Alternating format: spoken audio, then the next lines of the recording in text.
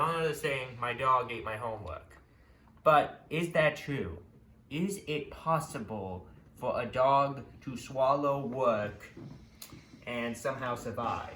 Today, I'm going to test that theory with my lab partner right here. Come on, eat the algebra.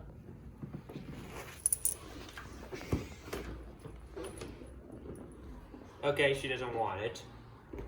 Oh wait, does she? Nah, she doesn't want it. Alright, time for plan B.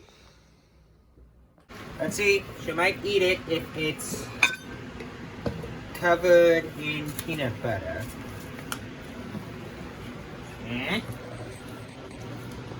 Come on, Joe, you love it. Good.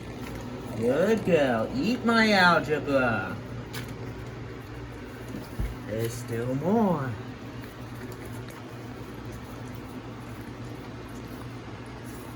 Well, you're technically not eating it. You're only licking the peanut butter off.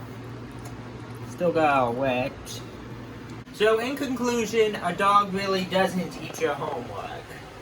So, now I have to do this and explain this to my teacher. Oh boy.